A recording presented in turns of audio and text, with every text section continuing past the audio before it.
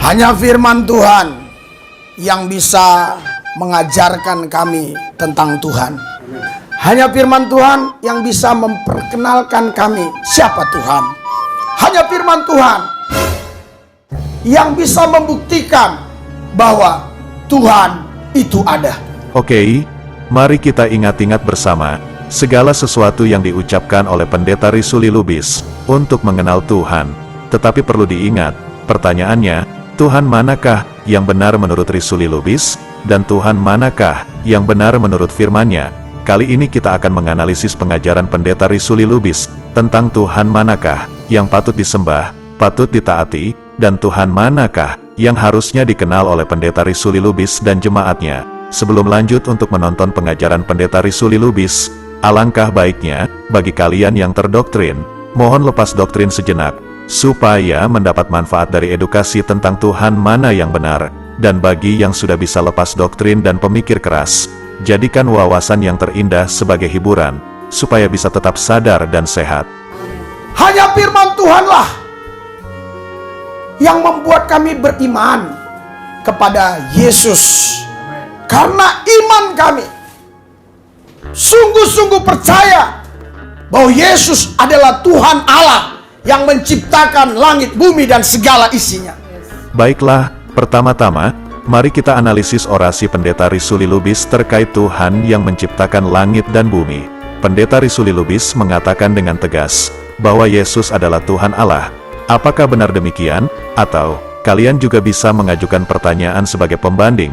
Apakah benar yang dikatakan Risuli Lubis tentang Yesus adalah Allah?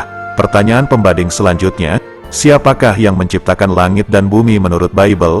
Apakah Yesus yang menciptakan, atau ada kekuatan dan kuasa yang lain untuk menciptakan langit dan bumi? Nah, jika kalian belum bisa memahami dengan pemaparan analisis yang saya sajikan, okelah, nggak jadi masalah. Insya Allah, nanti setelah tonton video ini sampai beres, kalian akan ngerti. Di dalam Yesuslah semuanya ini bisa ada. Karena Tuhan Yesus yang berfirman, maka jadilah semua.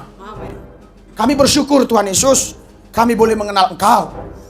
Karena masih banyak orang yang tidak mengenal Engkau, tidak mengakui Engkau sebagai Tuhan. Tetapi kami Tuhan Yesus, orang yang bodoh ini, orang yang hina ini, orang yang tidak terpandang ini, masyarakat biasa, kami bisa percaya bahwa Yesus Tuhan, ini adalah kasih karunia, ini adalah anugerah, ini adalah kemurahan Tuhan untuk kami. Kami bersyukur Tuhan, sementara banyak pejabat, orang-orang pintar, sekolahnya S3, doktor dari luar negeri, dari luar angkasa. Mari Pea. Tapi mereka tidak bisa percaya bahwa Yesus Tuhan. Tapi kami orang-orang yang bodoh bisa percaya bahwa Yesus Tuhan. Kami bersyukur Tuhan dengan kebodohan kami.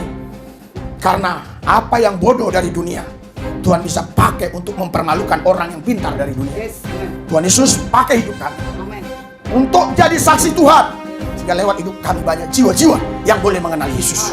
Kalau ada pemerintah-pemerintah, penguasa-penguasa, penghulu-penghulu dunia yang gelap, roh jahat, iblis, setan, kuasa gelap, ila-ila zaman roh teritorial beserta antek-antek di udara yang coba mengganggu pikiran hati mereka untuk mendengarkan firman Tuhan sehingga mereka tidak bisa memahaminya. Kami satukan hati iman kami usir, kami tolak, patahkan kuasa dalam nama Yesus Kristus. Tempat dalam perlindungan Tuhan tidak ada satupun yang bisa mengganggu gugat, karena kami tahu ada Tuhan di pihak kami. Kalau Tuhan di pihak kami, siapa yang dapat lawan kami? Tidak ada. Urapi lidah hamba-Mu Tuhan, biarlah Tuhan yang berkata-kata.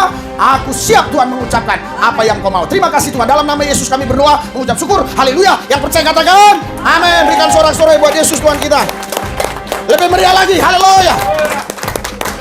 Lebih meriah lagi. Saya heran ya, kenapa orang lebih suka Mau cari hiburan kan? Ya contohnya orang nonton video ini lah. haleluya. Oke ya.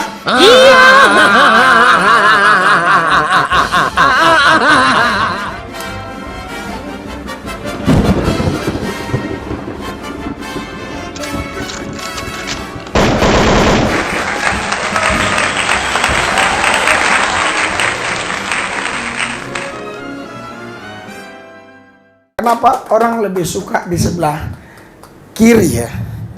Iya, padahal kanan itu yang lebih yang lebih mulia ya. Haleluya.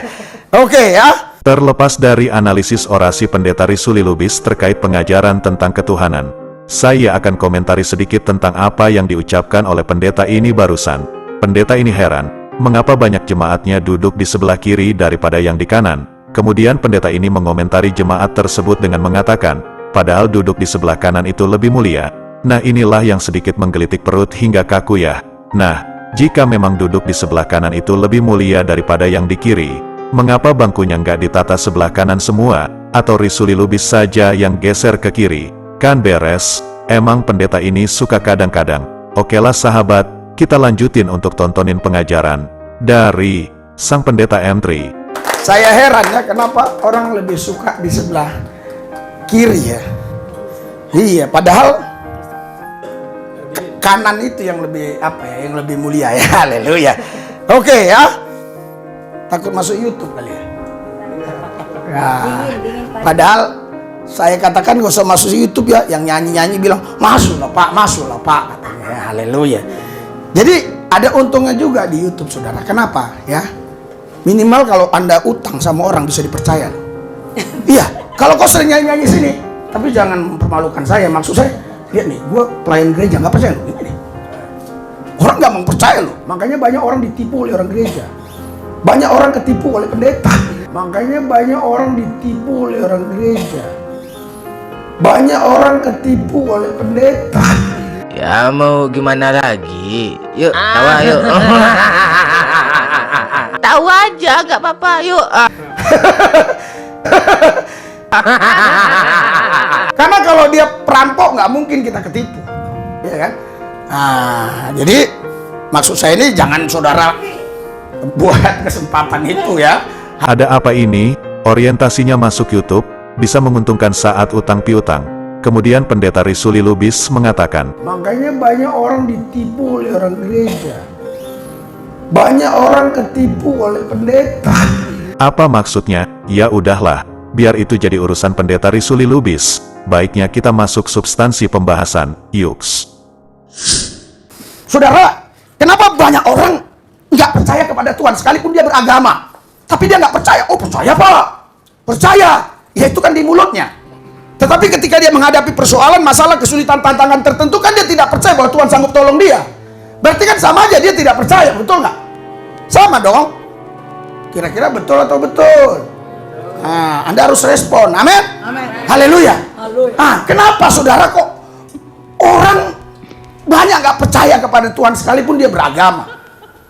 Karena memang agama itu tidak bisa membuat orang bisa mengalami Tuhan.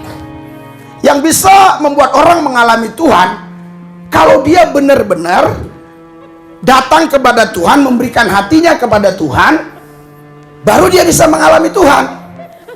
Tapi kalau hanya sekedar dia punya agama apapun itu, nggak akan pernah bisa mengalami Tuhan. Karena sekalipun sehebat apapun agama mengajarkan tentang Tuhan, orang nggak mungkin bisa kenal Tuhan. Tapi kalau Tuhan itu sendiri yang datang memperkenalkan dirinya, maka orang pasti mengenal Tuhan. Berikan sorak-sorai buat Tuhan. Saya percaya dan inilah keyakinan saya. Tuhanlah yang datang dalam hidup saya sehingga saya tinggalkan agama saya yang lama, saya ikut Yesus. Dan keluarga saya satu persatu pun ikut Yesus. Kita semua tahu bahwa pendeta Risuli Lubis pernah ngaku-ngaku sebagai orang Islam yang murtad. Analisisnya, dugaan saya, ucapan pendeta ini mengarah pada umat Islam.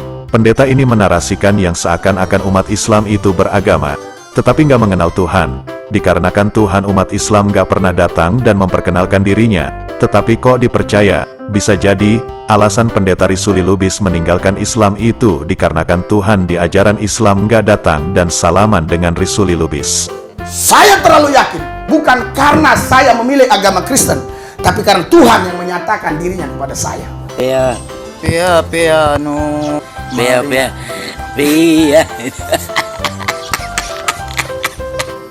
Waktu itu adik saya Zulkifli pun bilang, saya ini udah gila, udah stres, udah aneh. Waktu dia sekolah di Freeport bekerja di Irian, ya dia datang ke Jakarta.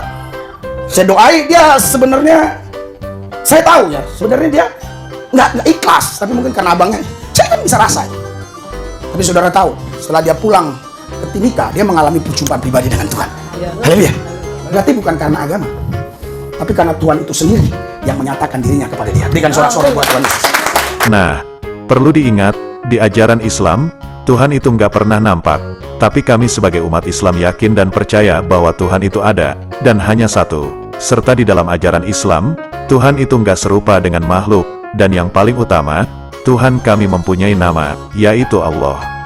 Nah, sekarang, saya ajukan pertanyaan kepada teman-teman Kristen. Pertama, apakah Tuhan kalian bisa dilihat dengan kasat mata? Kedua, apakah Tuhan kalian hanya satu? Ketiga, apakah Tuhan kalian serupa dengan makhluk?